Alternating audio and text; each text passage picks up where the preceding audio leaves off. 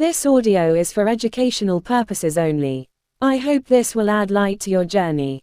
Please share this audio to your loved ones, family and friends. Thank you. Art of Selfishness, by David Seabury, Chapter 7, The Better Laziness. As the taxi sped him from the station, Elwood Winters smiled ruefully. He would soon be at the scene, where he'd spent years of effort, back at the task to which he had given his youth. He found the new manager, Farnsworth, sitting comfortably in his office, smoking meditatively. He had lots of time to himself, he explained, lots of time at a task that had driven Winters from morning to night. How do you do it? Elwood asked. I never do anything. I can get someone to do for me, and I don't touch a task myself. If I can get same method, or some instrument to do the work. We're living in a mechanical age.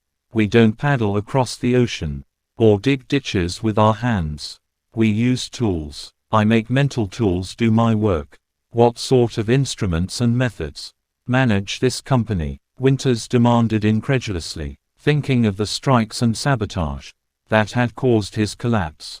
3 of them, Farnsworth smiled, 1 method, and 2 instruments. First, I found it was necessary to get more morale into the men. I formed a promotion committee, and left the question of advancement in their hands. Then, I imported the council method we had at school. You went there, too.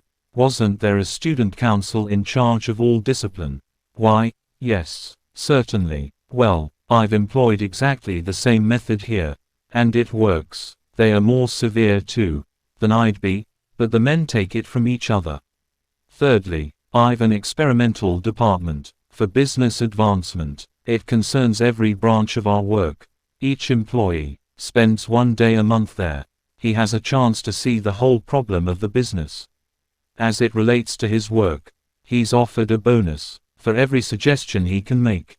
He's paid for any invention he originates, and compensated for formulas, sales, and advertising hints as well. The men like the creative spirit this research offer, and rise eagerly to the competitive opportunity. We've improved sales, and gotten no end of good ideas. But the best of it is, the men see what our manufacturing and selling job is. I merely direct things now. They manage themselves. In fact, I've decided to keep away from the plant, more than I did at first. A fresh perspective is quite as important as a lot of effort. And, after all, there's always a method. Say, do you remember me back at school? Winters nodded. He had not thought it wise to bring the matter up, for Farnsworth had been a problem to the very student council he now so admired. I get the cause of your reticence. Farnsworth grinned. I sure was a case in those days.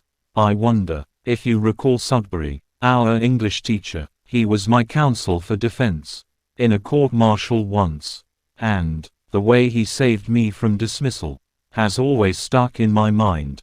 I've done all the things I was accused of, and I hadn't a chance to win in that hard-boiled court. It was one of those grand spring days we get down south sometimes, and I looked around the campus at the other cadets, wondering what father would do to me when I get home. Sudbury seemed calm enough, however, about my case, and spoke confidently of my continuance at the school.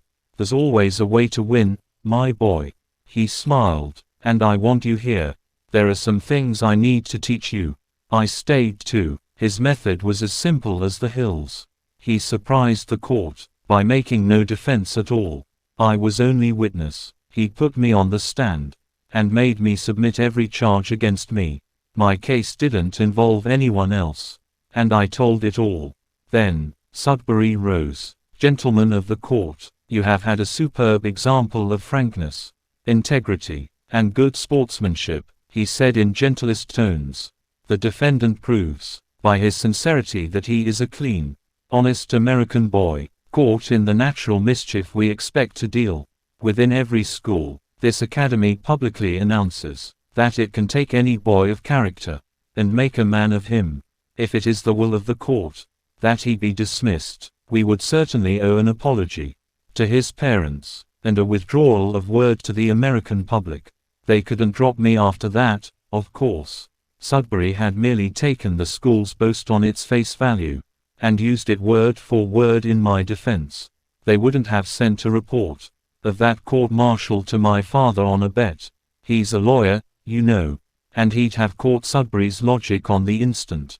I learned a lot at the academy after that, but the important thing of all was the fact that there's always a method, or an instrument that will work for you, to save you trouble. On his way back to the station, Winters thought of the months at the sanitarium, and what they had cost.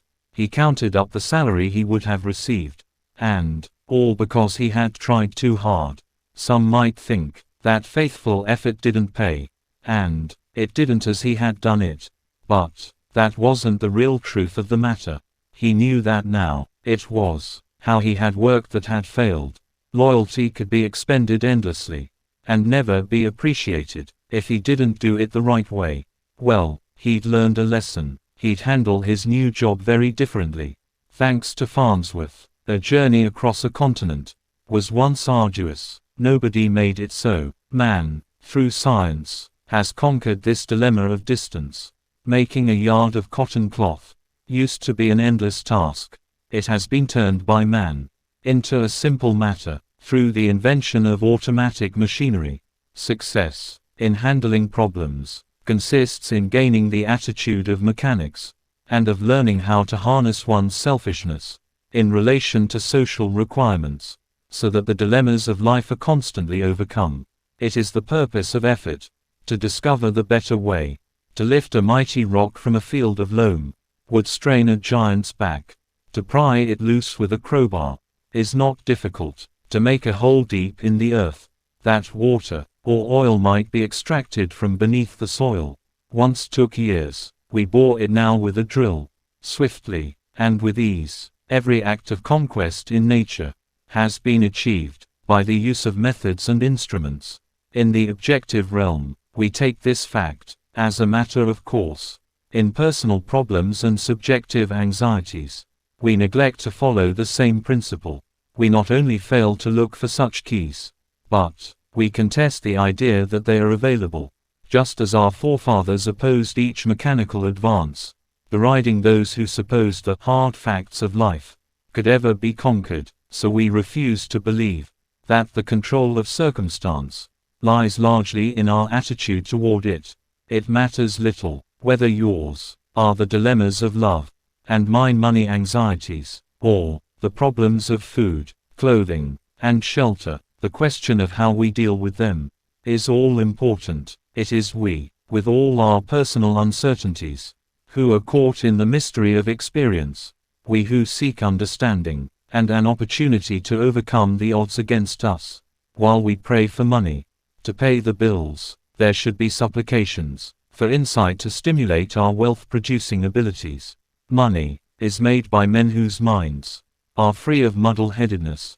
Power and plenty, position and even pleasure, do not come with any permanence, as long as constrictions of consciousness create mental compromise. He who has not means, and seeks them, she whose independence and ease are conspicuous by their absence, need to put their lives in order, that their wits may work on the winning of affluence.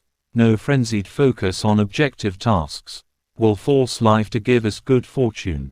If we continually circumvent favorable events by mental obliqueness, it is part of life to overcome, and again to overcome, whatever hinders us. Fortune changes when we change. One who puts himself in order affects his relation to life in vital ways. He brings to events a new face.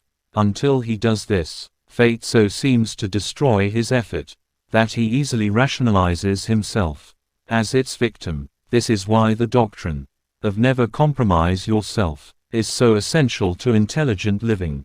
When you are wedged in, your power is also limited, and you have a less dynamic instrument with which to overcome your problems. How do you do in trouble? The question of where you put your attention when confronted with a difficulty determines how well the problem is solved, and whether or not you become the victim of the circumstance. How do you do when overworked? Do you fuss about it, or We try to reduce the strain. If bothered by inconvenience, do you stop to see how a better way can be found? Or, do you irritably endure the handicaps? When oppressed by your job, do you plan ways to work through it, and out of it, to a better situation? Or, do you fill your heart with anger? To know where you are putting your attention is far more important than to enumerate the facts of your dilemma. To fear danger is hopeless, unless you find ways to protect against it. To dread contagions requires you to conquer the germs. You cannot avoid loss from the carelessness of others, unless you learn to control your relation to them. When people won't let you alone, it's because you haven't learned how to make them do it. Injustice preys upon you until you give your thought to its conquest. Suffering is for the purpose of arousing you, teaching you, forcing you to use your wits on the problems in your life. Where you put your attention, and how calmly, persistently, and carefully it is directed, determines your happiness. Success begins with you.